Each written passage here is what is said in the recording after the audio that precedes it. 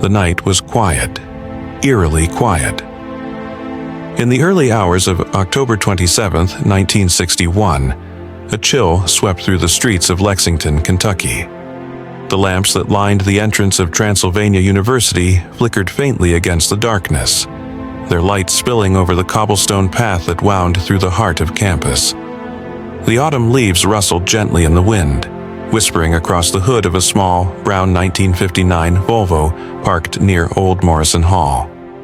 Inside that car sat the lifeless body of a young woman, 19-year-old Betty Gail Brown, a bright and beloved student. She had been strangled with her own brassiere. Her hands still rested on the steering wheel, her body slumped slightly to the side as if frozen in time.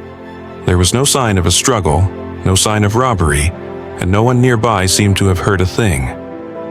It was the kind of crime that stops a town in its tracks, brutal, senseless, and deeply personal. Before diving in, don't forget to subscribe and hit the notification bell to stay updated on our latest cold case stories. Because tonight we return to 1961, to a campus that never truly recovered, and to a mystery that still lingers like a cold fog over Kentucky's oldest university. It began like any other Thursday night for the students of Transylvania University. The fall semester was well underway, and midterms had left the campus library bustling even late into the evening. Betty Gail Brown was among the last to leave. Described by classmates as intelligent, independent, and kind, she had spent the night studying for her upcoming exams before heading home around midnight. But Betty never made it home. When her body was discovered hours later, parked just yards from where she had last been seen alive, the university and the entire state would be plunged into one of the most perplexing murder mysteries in Kentucky history. The night leading up to Betty's death was, by all accounts, ordinary. She attended her classes, met a few friends, made a quick stop by her dorm, and then left to study. In the quiet college town of Lexington, nothing about that seemed unusual. Transylvania University, one of the oldest institutions west of the Alleghenies, had always been a place of tradition, discipline, and promise. It wasn't the kind of place where murder happened, but as police combed through the dark corners of the campus that night, flashlights cutting through the mist, they realized that this crime didn't just happen. It was calculated, intimate, and the killer had known exactly what they were doing. The first officer on the scene would later recall how surreal it felt to approach the car, a small Volvo sitting perfectly parked under the dim glow of a streetlight. Betty's body was fully clothed. There was no sign of forced entry, no sign of a struggle inside or outside the car. The engine was off. Her keys were still in the ignition. A half-empty bottle of Coca-Cola rested in the seat beside her. The stillness was almost too perfect, as if the killer had wanted it to be found exactly this way. As dawn broke, the area around the campus transformed into a swarm of flashing lights and hushed voices. Reporters gathered near the gates while detectives examined tire tracks, footprints, and any sign of disturbance. There were none. Betty's purse was still inside the car, untouched. Her watch, necklace, and rings were all accounted for. Nothing of value was missing. This wasn't a robbery, this was something else. The coroner's preliminary findings confirmed that Betty had been strangled with her own bra, the strap wrapped tightly around her neck in a single, deliberate knot. There were no defensive wounds, no bruises suggesting a violent struggle. That detail left investigators puzzled. How could a healthy 19-year-old woman have been subdued so easily? Could she have known her killer? That question would hang over the investigation for decades. Betty Gail Brown wasn't just any student. She came from a close-knit Lexington family. Her father was an employee of IBM, her mother active in their local church. Betty was a model student, majoring in business, involved in campus life, and described by friends as quiet but warm-hearted. The kind of person, as one classmate put it, who would help anyone. The news spread fast. Local newspapers rushed to print. Transylvania co-ed found slain, the headlines read. By noon, nearly every radio station in Kentucky carried the story. Parents called the school demanding to know if their daughters were safe. Fear rippled through the small campus. If Betty Gail Brown could be killed on her own doorstep, who was safe? Investigators began retracing her steps that night. Witnesses saw her leaving for her hall, her dormitory, just after midnight. She mentioned heading to the library to study before returning. Sometime between 12:30 and 1 a.m., she was seen driving toward her dorm. That was the last time anyone saw her alive. Hours later, around 3 a.m., a campus security officer spotted the brown Volvo near Old Morrison Hall. At first glance, it seemed normal, a student's car parked late at night. It wasn't until later that morning, when Betty's mother called the university after she failed to come home, that the search began. When police arrived and opened the car, the shock of what they saw left them speechless. She had been dead for hours. The car doors were locked from the inside. The windows were rolled up. It was as though her final moments had occurred in absolute silence. No witness, no sound, no cry for help. Could the killer have been someone she trusted? Someone she let into the car willingly? Or was she attacked before she even realized she was in danger? As detectives pieced together her final hours, they found no evidence of sexual assault, no robbery. No motive that made sense. And for investigators, that was more disturbing than anything, because it suggested a personal reason, something emotional or psychological buried beneath the surface. Lexington police called in additional officers to canvass the area. They interviewed students, professors, janitors, and maintenance workers. They searched dormitories, classrooms, and parking lots. Every corner of the campus became a potential crime scene. But with every lead, the same realization emerged. Whoever did this had left nothing behind. And yet, even in that void of evidence, one strange clue stood out. The car's ignition key was in the on position, but the engine wasn't running. Investigators debated what that meant. Had Betty been sitting there with someone, the car idling, before turning it off? Or did the killer turn it off afterward, perhaps to mask the sound or maintain the illusion that nothing was wrong? These small inconsistencies would become the heart of one of Kentucky's most perplexing murder mysteries. As police delved deeper, whispers spread across the university. Students claimed they'd seen strange figures near the library. Others reported hearing muffled voices near Old Morrison Hall around midnight. Rumors grew faster than facts. Some believed it was a random drifter. Others were convinced it was someone from campus, perhaps even someone she knew well. Fear turned the university inward. Dorms locked their doors earlier. Women walked in groups. Parents pulled daughters out of school. Transylvania's serene reputation began to fracture under the weight of suspicion. And beneath it all, one haunting truth persisted. Whoever killed Betty Gail Brown was still out there. What drives a person to kill someone so kind, so promising, and in such a calculated way? Was this a crime of passion or something far darker, an act planned and executed with chilling precision? Let us know what you think in the comments.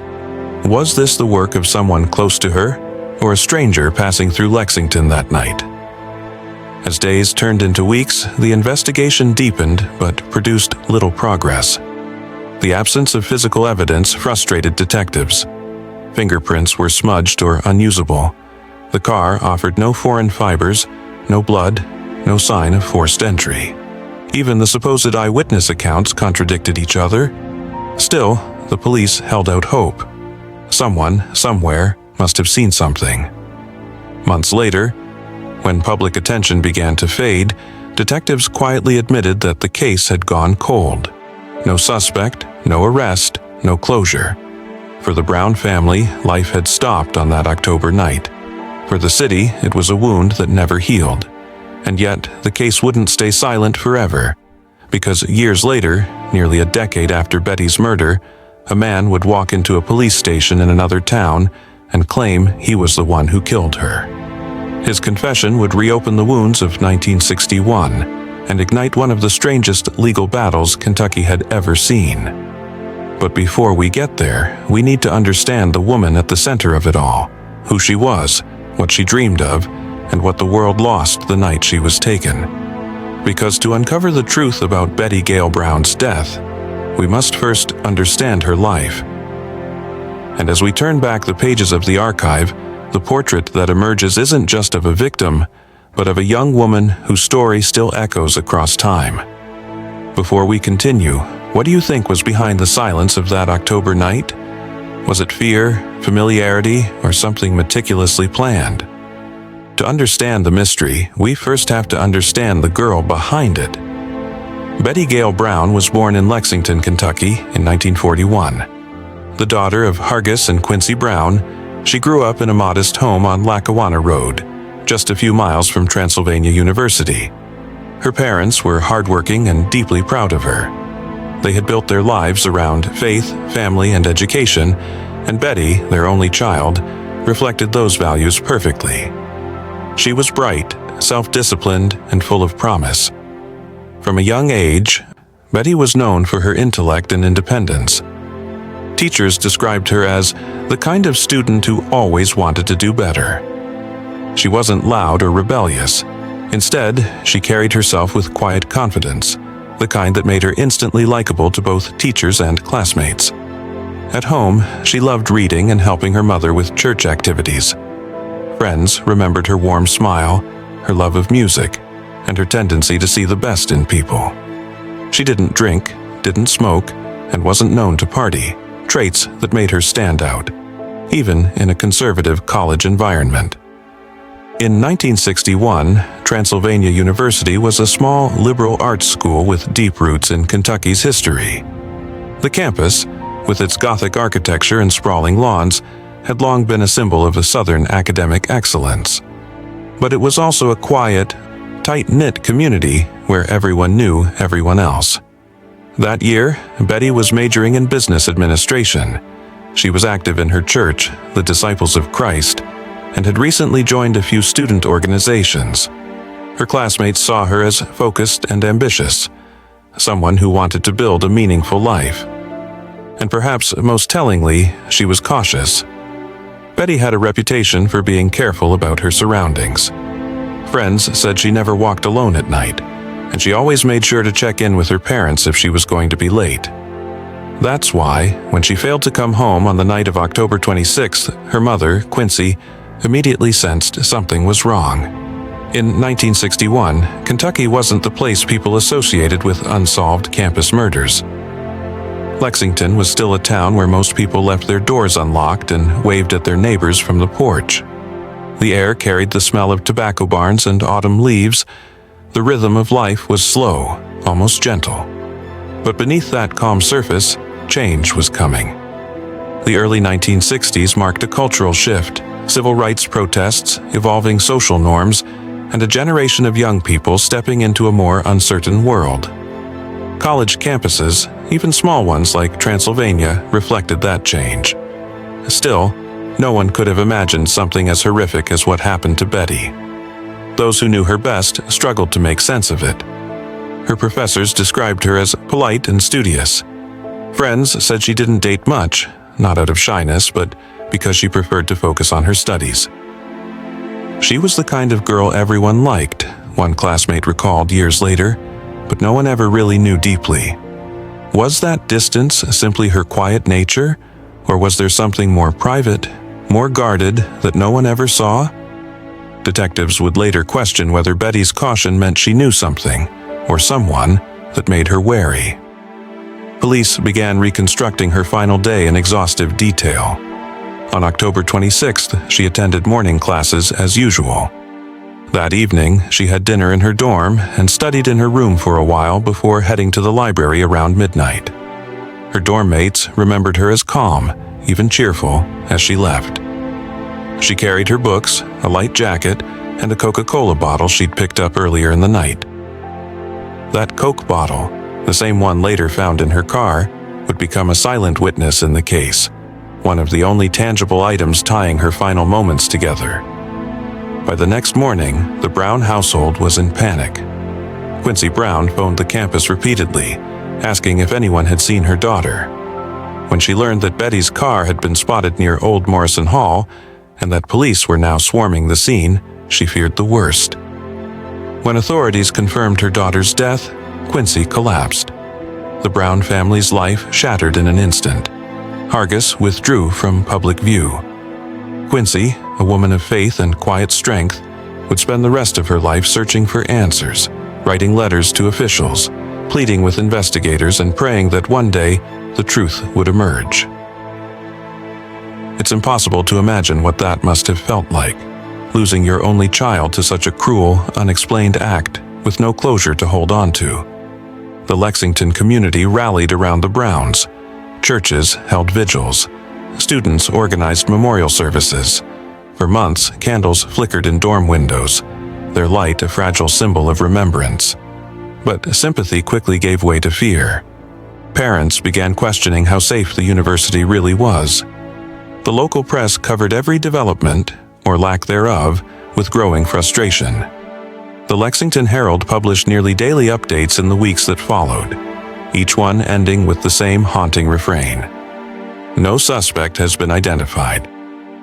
Behind closed doors, detectives were under immense pressure to deliver results. The case had drawn statewide attention, and the lack of progress made the department look inept. They followed every lead: a suspicious man seen near campus, a janitor with a history of violence, even rumors of jealous boyfriends. None of it panned out. The more they looked, the more the investigation seemed to dissolve into a fog of conflicting statements and vanishing clues. Why was Betty's car parked where it was, facing away from her dorm on a dimly lit stretch of road she rarely used? Why were the doors locked from the inside? And how could a killer have strangled her without leaving a single mark of struggle? To the detectives, the crime began to feel like a puzzle with missing pieces. Every theory unraveled under scrutiny. If this had been a random attack, why wasn't anything stolen? If it was someone she knew, how did they escape unnoticed in such a quiet area? And if she had let her killer into the car willingly, what kind of person could earn her trust so easily, only to betray it so violently? Let me ask you this. What kind of conversation could have unfolded inside that small Volvo before it turned deadly? Was there fear, argument, or chilling calm? As the weeks passed, investigators found themselves circling back to the same conclusion. This wasn't the work of a stranger, it was personal. They began quietly looking at people in Betty's orbit, classmates, acquaintances, and even staff. But in a town like Lexington, where reputations were everything, naming suspects without solid evidence risked destroying lives. Detectives were careful, perhaps too careful. Leads were dropped. Witnesses faded away. And while the Brown family waited for answers, life on campus tried to return to normal. Classes resumed, football games were played, but nothing felt the same. The once comforting silence of the campus now seemed ominous. Every shadow, every parked car, every echoing footstep after dark brought unease. Years later, a former student would describe how the campus felt haunted after Betty's death. It wasn't just the murder, she said. It was the not knowing. That's what stayed with us. For the Brown family, the holidays that followed were unbearable. Betty's room remained untouched. Her books stayed on the shelf, her clothes neatly folded. Her mother couldn't bring herself to pack anything away. That Christmas, the Browns didn't celebrate. They sat in silence, surrounded by memories of a daughter who should have been home, laughing, unwrapping gifts. And all the while, police files grew thicker. Pages of interviews, diagrams, photographs, and theories. Yet nothing inside them could explain why or who. Investigators began to consider whether the answer wasn't in what they could see, but in what they couldn't. Something about Betty's life, her habits, or her relationships had to hold the key. And it's here the story begins to shift, from the girl herself to the crime that defined her absence. Because while the campus tried to move on, the investigation was only just beginning to reveal how complex and how unsettling this murder truly was. Do you believe Betty might have known her killer? Or do you think the evidence points to someone completely unexpected? Share your thoughts in the comments. Your insight helps keep these cold cases alive.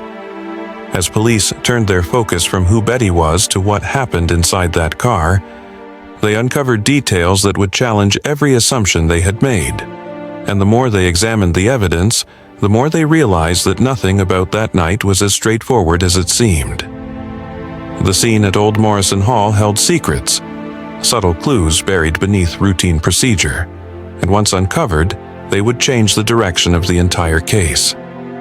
The faint light of dawn crept over Lexington as detectives converged on the quiet grounds of Transylvania University. The air was cool, still heavy with the residue of autumn fog. The car, Betty Gail Brown's 1961 Volvo, sat motionless near the steps of Old Morrison Hall, the engine cold, the doors unlocked. Around it, a ring of silence, broken only by the low murmur of police voices and the distant hum of traffic waking up to a new day.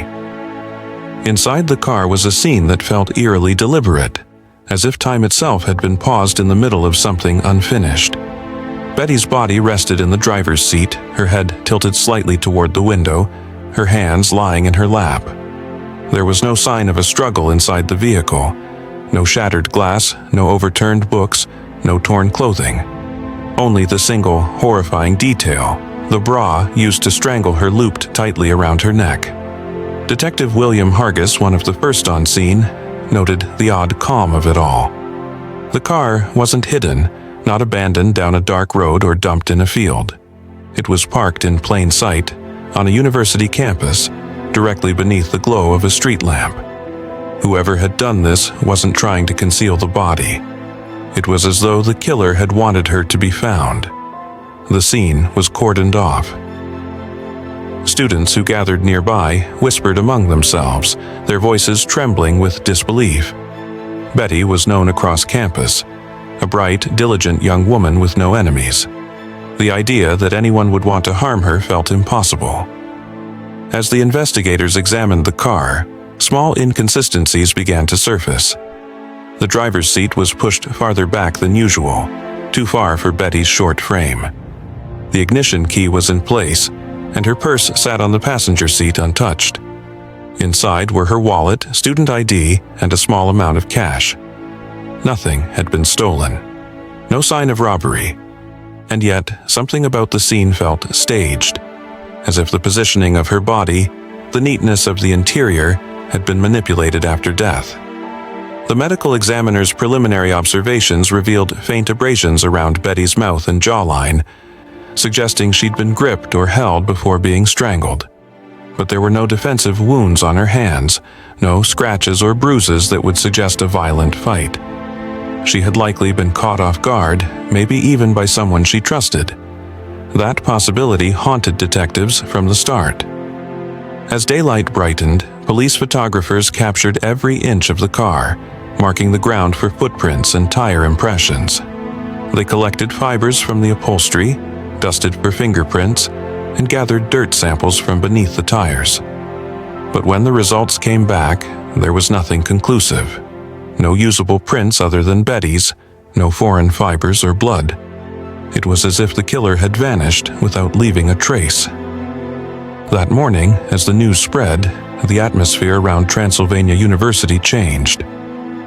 The sense of safety that had once defined the campus evaporated.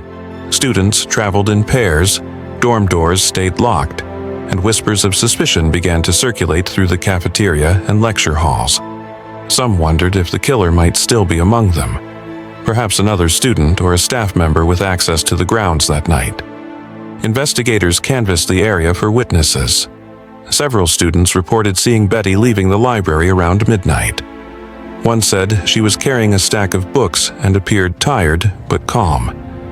Another mentioned a dark car parked near Morrison Hall, its engine idling, though no one could recall its make or model. A security guard remembered seeing the faint outline of a small vehicle near the same spot around 12:30 a.m., but he assumed it belonged to a student studying late. No one heard screams. No one saw a struggle. It was as though the murder occurred in a pocket of silence. Police theories began to form. One detective proposed that Betty might have been approached while sitting in her car, perhaps by someone she knew, and a conversation escalated into confrontation. Another believed she had been killed elsewhere, and her body placed back in the car to mislead investigators. Both explanations had flaws, and both raised unsettling questions about motive. Could this have been a crime of passion? An argument with a boyfriend or admirer gone too far? Or was it something darker, an act of random violence that found its victim by chance? Viewers, what do you think? Does the calmness of the scene suggest premeditation or a desperate cover-up after something unexpected went wrong? As the investigation continued, detectives looked into Betty's recent movements. She had attended classes as usual that day and returned to her dorm in the evening. Several friends recalled seeing her study in the library later that night, alone, reviewing notes for an upcoming test. By midnight, she was gone. There were no reports of her meeting anyone or making plans to leave campus. Her parents told police that Betty rarely stayed out late. She was responsible and cautious, never one to take unnecessary risks, but she had her own car and a degree of independence. That night, something, or someone, must have persuaded her to drive to that isolated corner of the university. Whether it was a familiar face or a fateful encounter, no one could say. Detectives expanded their search to local residents and businesses. Gas stations near the university were questioned, along with diners and motels. They were looking for anyone who might have seen Betty's car or noticed someone acting suspiciously in the early hours of October 27th. But the leads went nowhere. The night had been quiet. The few people awake at that hour recalled only the sound of wind moving through the trees and the occasional car on the distant road. In the following days, the Brown family's grief was matched by the community's growing anxiety. Lexington wasn't a city accustomed to unsolved murders, especially not of young college women. The pressure on the police mounted. Newspapers called for answers. Parents called the university demanding to know how such a thing could happen on campus grounds. Inside the police department, investigators revisited every piece of evidence, every interview transcript, every theory. But as the weeks passed, the trail began to cool. Without witnesses, without a weapon beyond what the victim herself had worn, there was little to go on. By early November, rumors began circulating that the case might never be solved. Still, detectives refused to close the file. They compiled lists of anyone who might have known Betty well: classmates, professors, ex-boyfriends, neighbors from her hometown. One name after another was checked and rechecked. Alibis verified, stories cross-examined, and yet the puzzle remained intact, its center missing. One small discovery did draw attention, though it offered more questions than answers. Technicians found faint traces of fingerprints on the outside of the car's passenger side door, partially smudged. They didn't match Betty's, nor did they match any students or faculty checked against them. The prints were too incomplete to run effectively, but their presence implied something. Someone had touched that door around the time of her death. The discovery reignited hope. Police focused their efforts on identifying anyone who might have been seen near Morrison Hall between midnight and dawn. Dozens were interviewed. Some students mentioned a man loitering near the parking lot a few nights earlier, smoking and watching the dorms. Another student described a stranger who had approached women near campus asking for directions. Whether these accounts were connected or merely the product of heightened fear, detectives couldn't be sure. As the investigation entered its second month, frustration set in. No arrests, no motive, no clear suspect. The initial team rotated out, and a new set of detectives took over, reviewing the file with fresh eyes. They re-examined the autopsy results, noting how precise the strangulation had been. Tight, controlled, likely executed by someone with strength but also restraint. It wasn't a frenzied act. Whoever did this knew exactly what they were doing. This subtle detail shifted the focus again. Could the killer have been trained? Military, law enforcement, or perhaps a medical student with knowledge of anatomy? Or was the control merely a reflection of personality? A calm, methodical killer masking rage beneath composure? The questions multiplied faster than the answers. Every lead branched into another uncertainty. Every theory led back to that same haunting image. Betty's still form beneath the campus lights, her car untouched, her expression peaceful and unknowable.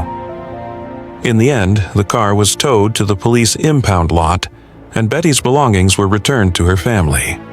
Her funeral drew hundreds of mourners, each left wondering how something so senseless could have happened in a place so familiar. For the investigators, the unanswered questions lingered. Somewhere in the small hours of that October night, a sequence of choices had unfolded. Quietly, fatally, and someone had walked away into the dark, unseen. And as weeks turned to months, that silence around the case only deepened. But soon, a new development would bring everything rushing back to the surface. Years later, when a man would step forward with a confession that shocked the entire state.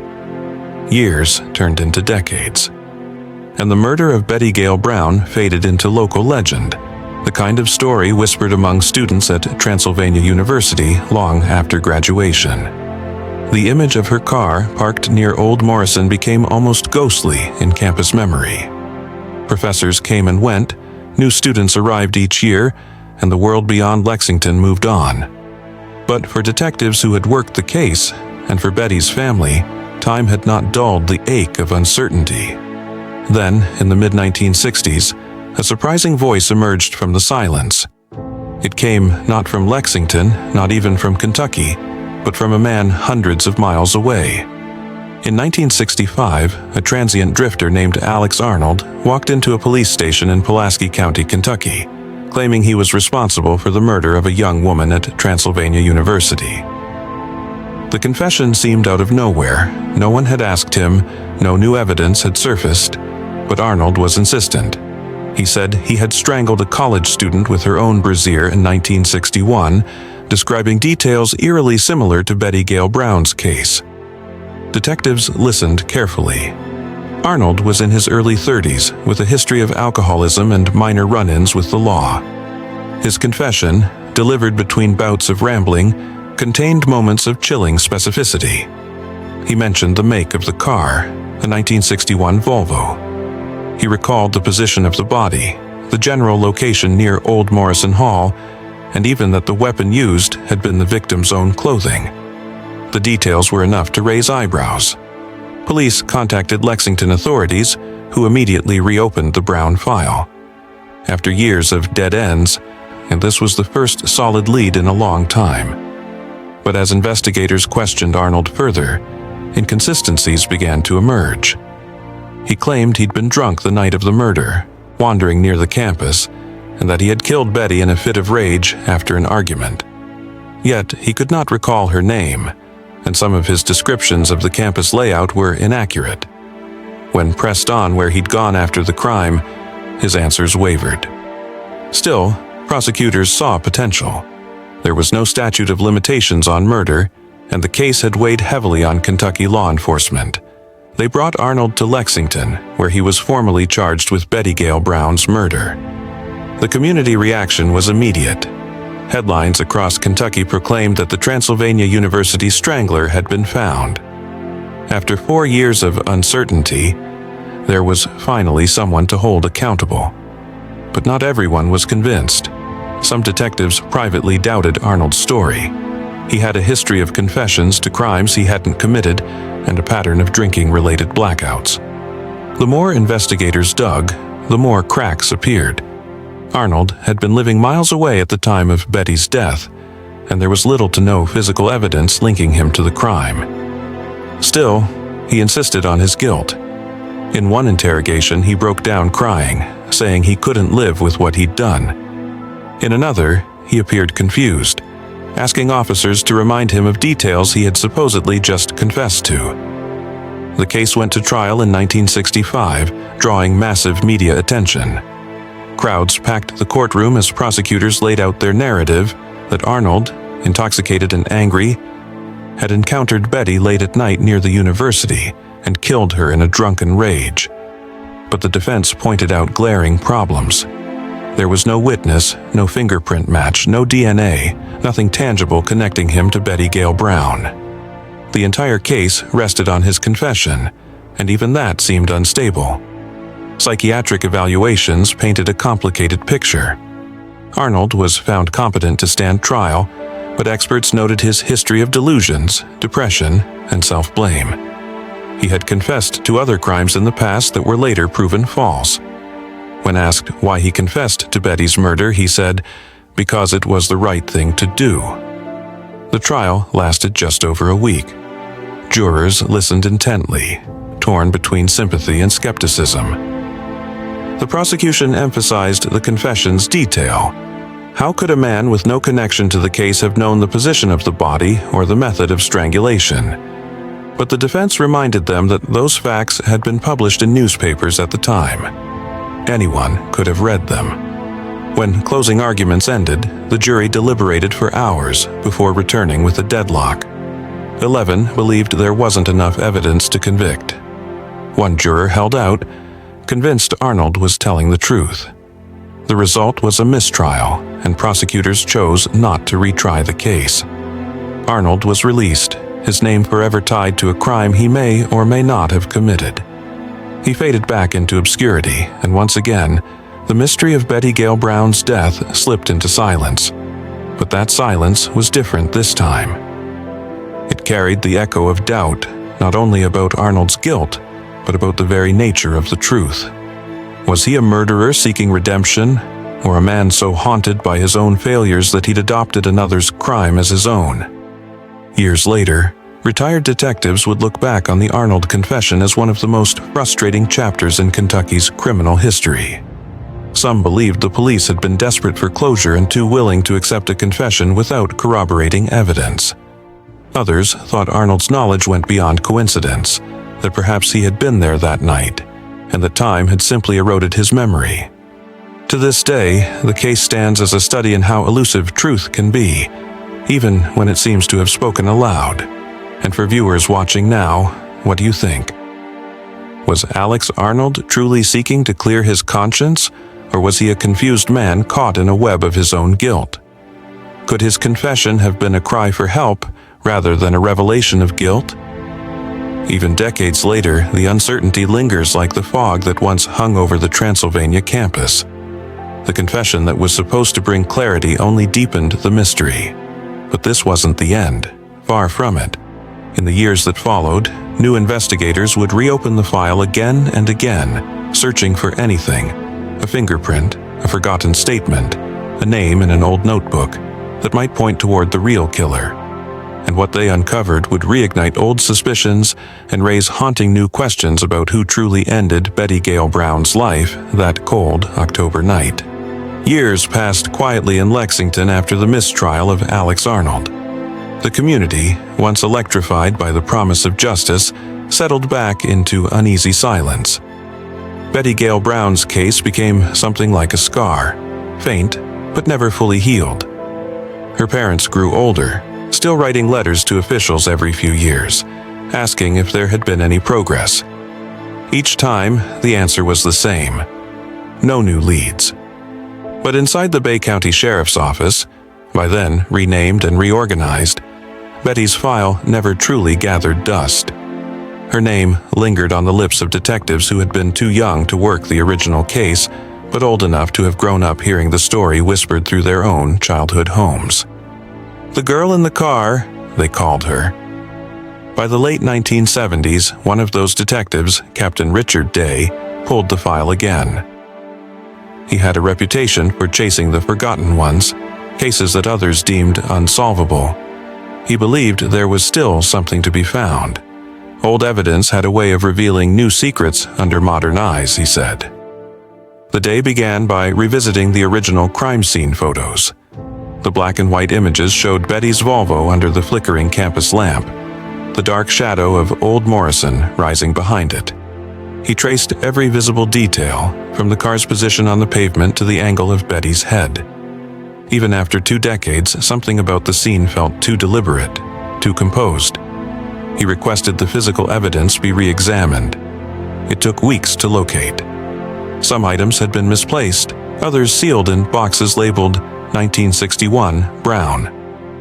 When they finally arrived, Day handled each piece carefully. The clothing, the purse, the personal items, even fragments of paper from the glove compartment.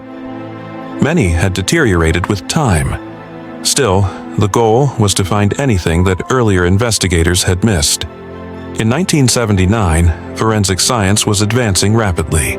Techniques such as fiber analysis and blood typing were being refined, offering insights unavailable in 1961. Analysts examined the material under new microscopes, searching for foreign fibers, hair, or any trace evidence that could link to another person. The results came back disappointingly familiar. No conclusive foreign DNA, no usable fingerprints beyond those already logged. But there was something odd about the way the evidence had been cataloged. The original logs listed items that could no longer be found. A small torn scrap of cloth, a hair strand collected from the back seat, and a partial print on the passenger side window. None of those pieces appeared in the reissued box. Whether they had been lost, misplaced, or discarded was unclear. For Captain Day, it was another unsettling mystery inside the mystery. Determined, he re-interviewed anyone still alive who had been connected to the investigation. Retired detectives spoke of sleepless nights and the weight of unsolved questions. One said, "We always thought it was someone she knew. The scene was too calm. There was no chaos, no rage in that car." When asked if he believed Alex Arnold could have been the killer, the retired officer shook his head. Arnold was just a man with guilt in his heart, but not that guilt. These interviews painted a portrait of the original investigation not as negligent, but as overwhelmed by the limits of its time. They had worked hard, but without modern forensics, their hands were tied. In the early 1980s, true crime journalism began to take an interest in the Betty Gail Brown case again. Newspapers revisited the story on anniversaries of her death, each article stirring new curiosity among readers who had never heard of her before. Some questioned whether the killer had been someone connected to the university, a professor perhaps, or a worker with late-night access to the grounds. Others wondered if the murder had been opportunistic, a stranger's crime that ended abruptly before it could escalate further. One theory, raised quietly in police circles, suggested the possibility of a serial predator. During the 1960s and early 1970s, several unsolved attacks on women had occurred in nearby counties. Most had different circumstances: abductions, assaults, disappearances, but investigators couldn't ignore the faint echoes of similarity. Victims attacked late at night, minimal evidence, a sense of premeditation. Still, without physical proof, it was speculation at best. Yet one detail haunted Captain Day: the use of Betty's own bra as the murder weapon. It was deeply personal, precise, and strange. He noted that in many crimes of passion, a killer might use their hands, or a found object, or leave signs of violence. But this choice spoke of intimacy and control. Was it possible, he wondered, that Betty had known her killer well enough to let her guard down completely? Could it have been someone she trusted? Maybe even someone from within the campus community? For viewers following along, what would you think if a case this old suddenly revealed that the killer might have been a familiar face all along? Would that change the way you see the investigation, or the idea of safety in small, tight-knit places like college campuses? In 1991, the Kentucky State Police took another look at the Brown file as part of an initiative to revisit historic cold cases. This time, a younger generation of investigators used early DNA profiling methods on what little biological material remained. But degradation over 3 decades had erased much of its potential. The samples were too old, too faint to yield results. Even so, each attempt brought new eyes and new questions. Investigators began to consider the psychological profile of the killer. If it wasn't Arnold, and if robbery or random violence seemed unlikely, what kind of person could carry out such a deliberate act? A stranger passing through, or a member of the community hiding behind normalcy? Some detectives speculated that the killer might have returned to the scene later that night, repositioning the car and arranging Betty's body before leaving. The neatness of it all still disturbed them. One described it as a message without words, like the killer wanted us to see something, to understand something he never said. By the late 1990s, the case was occasionally discussed in local media as one of Kentucky's great unsolved mysteries. It occupied the same cultural space as other enduring cold cases, tragic, unsolved, and steeped in both fact and folklore. Documentaries mentioned it briefly. True crime books cited it as an example of an investigation lost to time. But not everyone was content to let it rest. Among those who kept digging was a retired journalist named Jim Dempsey, who had covered the original trial. In the early 2000s, Dempsey began compiling his own archive of articles, court documents, and interviews.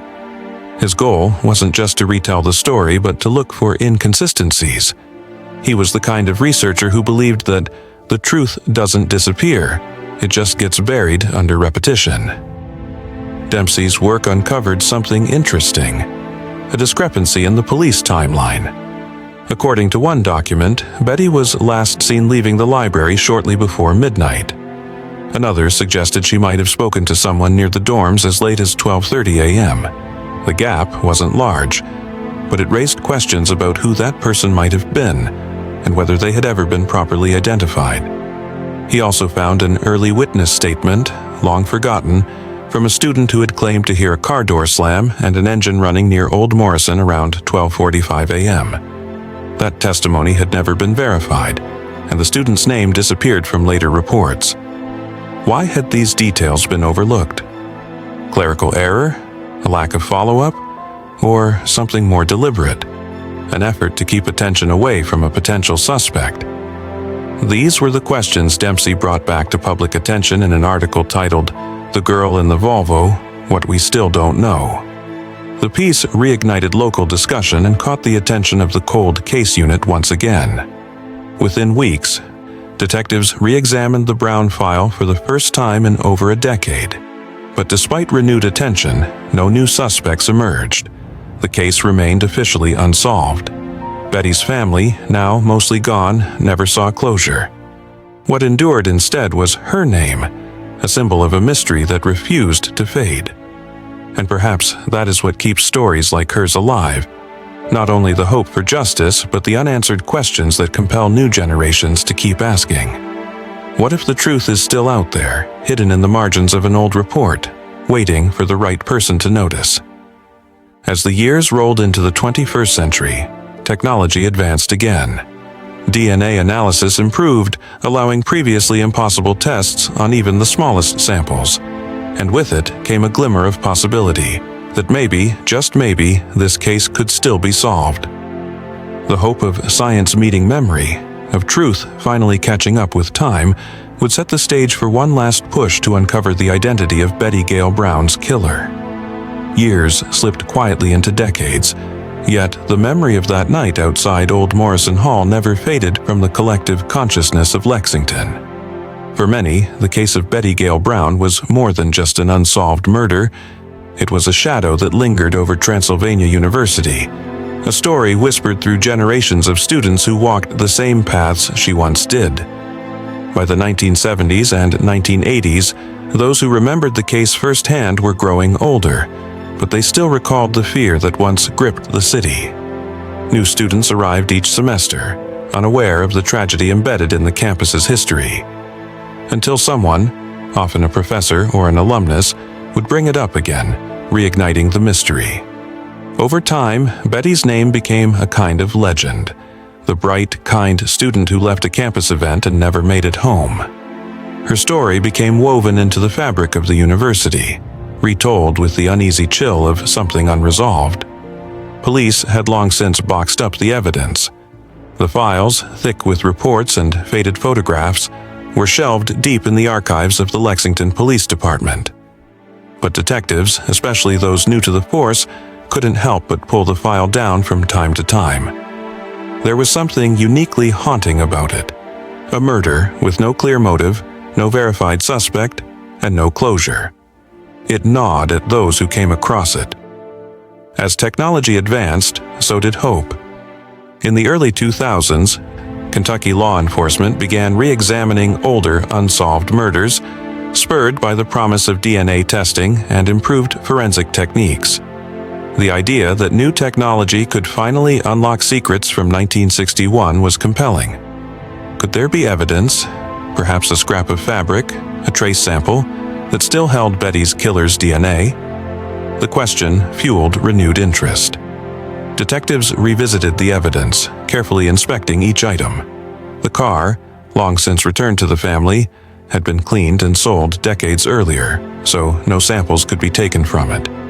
But they examined crime scene photographs, reviewed transcripts, and even attempted to locate some of the physical evidence logged in the original investigation. Unfortunately, much of it had either degraded or gone missing over time, a painful reality of pre-digital case management.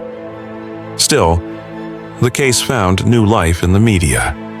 True crime television programs began revisiting old mysteries, and Betty's story caught the attention of local reporters and documentary producers. They interviewed surviving investigators, classmates, and family members. Many of them had aged, their voices trembling with both time and emotion.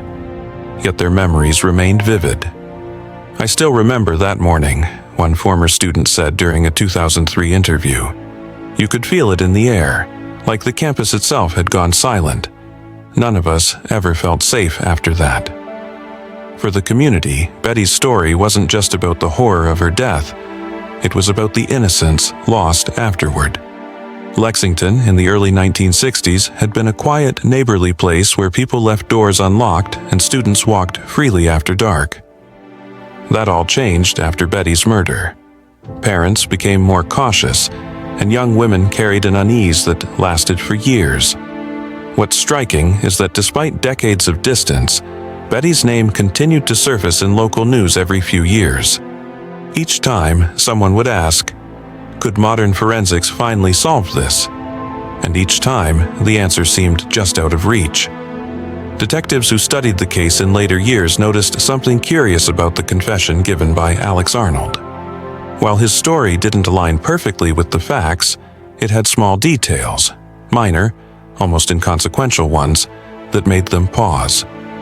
How did he know the position of Betty's body in the car? How could he describe the scarf so specifically?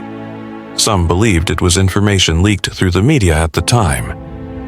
Others suspected he may have known someone who was truly involved. This question continues to divide those who have studied the case. Was Alex Arnold a delusional man chasing attention? Or did he possess fragments of truth buried beneath confusion and guilt? And yet, despite these questions, the investigation always came back to the same barrier: lack of evidence. There was no fingerprint, no preserved sample, no clear eyewitness account. Everything was circumstantial, resting on the weight of speculation and human memory. By the mid-2000s, Kentucky's cold case initiatives reignited conversations among retired officers. One former detective described sitting in his living room, watching a rerun of a true crime program when Betty Gail's name appeared on screen. He said he felt a pang of guilt, an unfinished duty that haunted him for years. He reached out to the department, volunteering to consult. Together with a small team, he began reviewing every available document once again. They even spoke with forensic analysts to determine whether any biological material, perhaps from Betty's clothing or the scarf, had been retained. But once again, they were met with disappointment. Time, neglect, and poor record-keeping had erased many of those possibilities. Still, these renewed efforts stirred hope in the community. Students and alumni started writing about the case online. Local newspapers ran retrospectives. People who had long since moved away began sharing memories of that night. Snippets of recollection that painted a larger picture of a small city still carrying an old wound. Through it all, the one constant was the mystery. Why Betty Gail? Why that night? Could this have been a random act of violence, or was it something far more personal? The thought continues to haunt those who follow her story. It's impossible not to wonder how differently things might have turned out if today's technology had existed in 1961. DNA, digital databases, security cameras, tools that could have provided answers where none existed. And yet, despite the limitations, the emotional resonance of the case endures. Even now, if you stand in front of Old Morrison Hall on a quiet autumn evening, you can almost feel the weight of history pressing against the air. Students walk by, unaware that this peaceful campus once became the scene of one of Kentucky's most perplexing unsolved murders. For many, Betty's case symbolizes the fragility of justice and how, even after decades, a single unanswered question can echo through generations.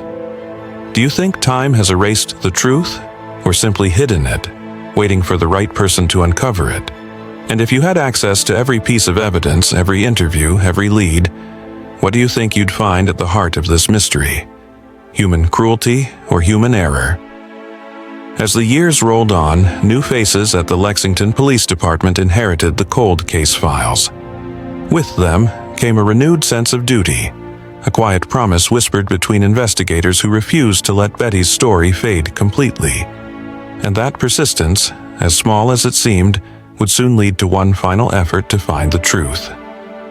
As the 2010s arrived, the world of criminal investigation had evolved far beyond what detectives in 1961 could have imagined. DNA databases, genetic genealogy, and advanced profiling had become powerful tools in solving decades-old murders. Across America, forgotten cases were being cracked open, each one a reminder that time might delay justice, but it didn't always erase it. And yet, despite renewed optimism, Betty Gail Brown's case remained untouched by that wave of breakthroughs. There were no surviving biological samples to test, no preserved DNA that could be entered into CODIS, and no definitive suspects to re-interview. The case was frozen not because investigators lacked the will, but because the physical evidence that could have spoken for her had vanished with time. Still, her story refused to fade. Local journalists in Lexington began revisiting it in feature pieces, bringing the case to a new generation of readers. One article, published in the early 2010s, quoted a former officer who had worked on the review years earlier. He said, "Every so often, we get someone calling the station asking about Betty Gail Brown. They want to know if we've found anything new, and I always have to tell them, no, not yet." Those three words, "not yet," carried a strange kind of hope. Because as more people discovered the story, a new kind of investigation began.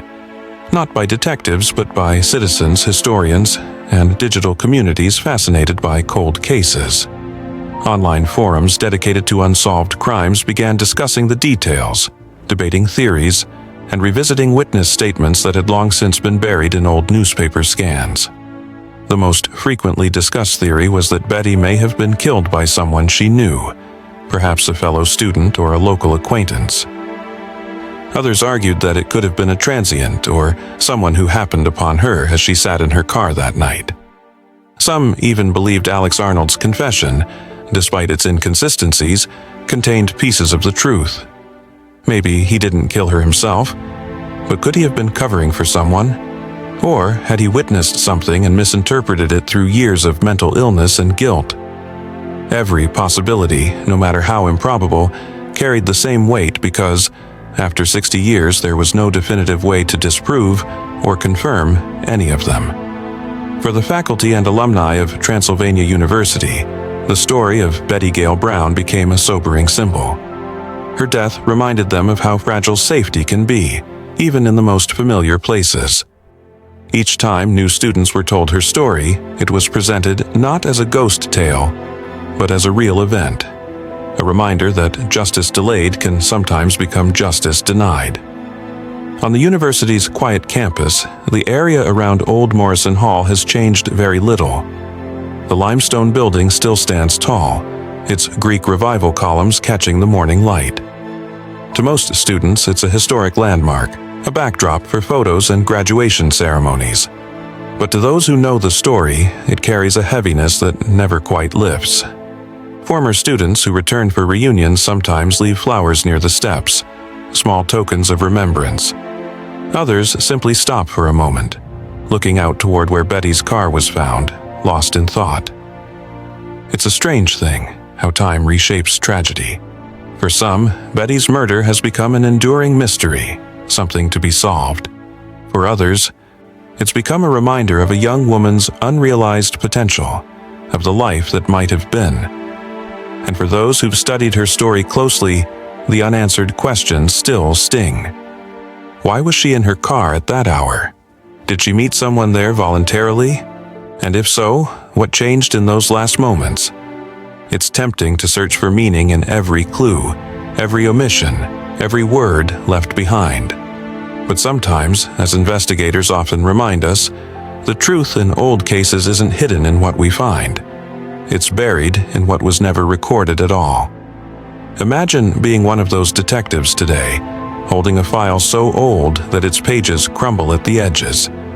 You see the black and white photos, the typed reports, the interviews long since faded into history. Would you feel hope or resignation? Would you reopen that file one more time, just in case? That question lingers in the hearts of many who've learned about this case. Because there's something deeply human about wanting closure, not just for the victim, but for a community that never stopped wondering. Betty's story also reveals how unsolved murders shape identity. Lexington became known not only for its rich academic and cultural history, but also for its haunting mystery. Generations of students grew up under its quiet shadow. And yet, there's a beauty in how her story endures. Not as a tale of fear, but as a testament to remembrance. The case may never be solved, but it continues to unite people across decades in their shared pursuit of truth. In recent years, documentaries and podcasts have taken up her story again, introducing Betty to a new audience. Each retelling breathes fresh life into the memory of who she was, a bright, kind, intelligent young woman who loved her studies, her friends, and her future. These projects often end with the same haunting image: her car parked in the stillness of that October night, the world asleep around her, and one question echoing louder than all others. Why? Some believe the answer is lost forever. Others think that someone, somewhere, still knows something. Something small, something seemingly insignificant, but powerful enough to finally break the silence. Do you believe that after all these years, someone still carries the truth in silence? Or do you think this mystery will remain one of those rare cases that time simply refuses to let go of, destined to stay unsolved but never forgotten? Because even as the decades passed, and new generations came and went, the story of Betty Gail Brown remained, quietly haunting the corridors of Transylvania University, like a whisper that refuses to fade. And yet, the mystery wasn't quite finished. Before the file would finally settle into legend, there would be one last look, one final wave of effort from those who refused to let Betty's story end without one more attempt to find the truth. The campus of Transylvania University today feels like a place that has moved on. Students laughing between classes, the old buildings now renovated and repainted. But for those who know the story, there's a quiet awareness that beneath this sense of normalcy lies the memory of one of Lexington's most haunting unsolved mysteries. Each October, when the air grows crisp and the leaves start to fall across the stone pathways, the story of Betty Gail Brown returns in whispers. Students tell it to one another as an eerie legend, the girl found strangled in her car outside Old Morrison Hall. But behind the whispers is a real young woman, not a ghost story, but a victim who never saw justice. Betty Gail's story lingers because it never truly ended.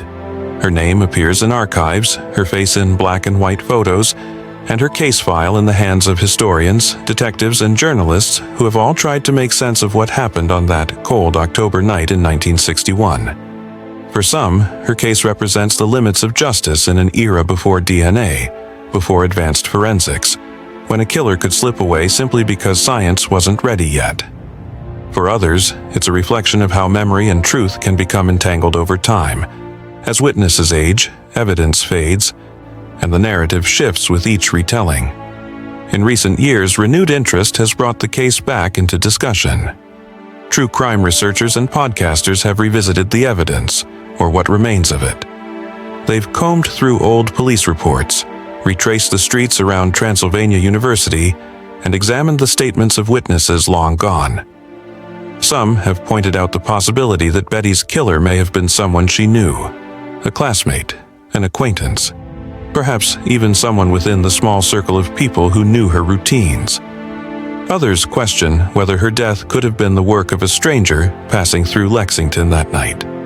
The police files reveal that, over time, several suspects were quietly revisited, including men who had once lived near campus or been involved in minor crimes in the area. Yet none could ever be linked definitively to Betty's death. The most infamous suspect, a man named Alex Arnold, who confessed years later, was ultimately ruled unreliable. His confession was inconsistent, and many believe he fabricated the story to gain attention. Still, it's unsettling that someone could walk into a police station years later and claim responsibility for such a crime, and yet no one could disprove or confirm it with certainty. It's a haunting reminder of how fragile evidence can be, and how easily time can erase the truth. The courthouse records tell a story not only of a murder, but also of a community desperate for closure.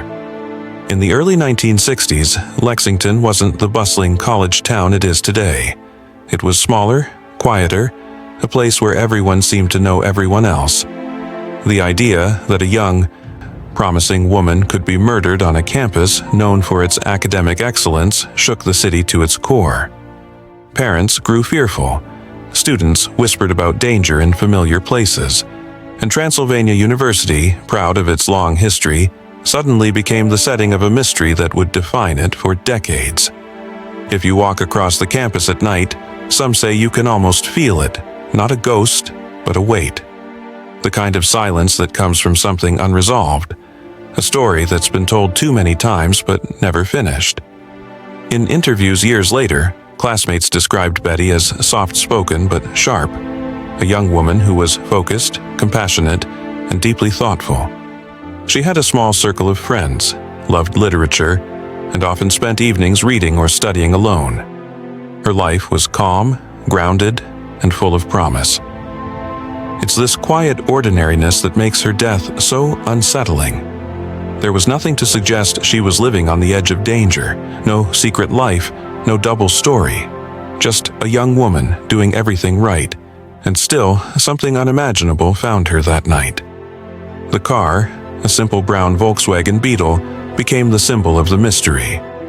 Parked in the dark, engine off, keys missing. Her body positioned as if placed, not left. Her own brassiere was used as the murder weapon. Even today, investigators can't agree whether this pointed to a crime of opportunity or one with personal motivation. Was it rage, jealousy, a random act of violence, or something darker, a connection buried so deeply that time itself concealed it? If you were in Betty's shoes that night, returning to campus, headlights flickering across the stone walls, who might have been waiting in the shadows? Was it someone she trusted, or a stranger who followed her? Questions like these continue to haunt true crime enthusiasts and local historians alike. They're not just questions about a single murder, they're questions about how we remember and how we forget. Each generation of students at Transylvania inherits this mystery in some small way. Some learn about it during campus tours. Others stumble upon old newspaper clippings or hear about it from older faculty who remember the days after her death. The police cars, the reporters, the fear. And yet, for all the retellings, the essence of the story remains the same. A young life ended, a case unsolved, and a silence that refuses to fade. Even local law enforcement has acknowledged that the case, though technically cold, is never completely closed. As of recent records, Lexington police still hold on to the files, stored among countless others in the archives of the Cold Case Unit. Modern DNA testing has been discussed, though it's unclear whether any usable samples remain after so many decades. Still, hope persists. Because cold cases, as history has shown us time and again, have a way of coming back to life. Sometimes all it takes is a forgotten detail, a re-examined photograph, or a descendant willing to ask the right question. Would new technology someday be able to tell us who killed Betty Gail Brown? Or has the evidence faded beyond recovery, leaving only the story itself as her legacy? Those are questions that may never have answers, but they keep her memory alive. For the people of Lexington, for her surviving relatives, and for the generations who've walked the same campus paths, Betty's story remains a touchstone of empathy and caution. It reminds us how easily tragedy can strike in the most ordinary places, and how fragile our sense of safety truly is. Sometimes justice doesn't come wrapped in a courtroom verdict. Sometimes justice is simply remembering, refusing to let the story fade. And maybe that's why her story still resonates today, because behind every unsolved case is a promise that someone, somewhere, will keep looking. If you were to stand outside Old Morrison Hall tonight, under the same lamplight that once shone over Betty's car, you might understand why this case endures. It's not about fear, it's about an unfinished truth, and the hope that one day someone will finally bring it to light. Because after all these years, the question remains: who killed Betty Gail Brown? And perhaps more hauntingly, why? If you followed this story to the end, thank you for keeping Betty's memory alive. Her case is one of many that remind us how time can cloud truth, but also how truth can survive through those who care enough to keep asking. What do you think really happened to Betty Gail Brown that October night in 1961? Was it someone close to her, or a random act that changed history forever? Let us know your thoughts in the comments below. And if you want to help us continue uncovering forgotten mysteries like this, don't forget to like, share, and subscribe to the Cold Case Archive. Because here, every story, no matter how cold, is given another chance to be heard.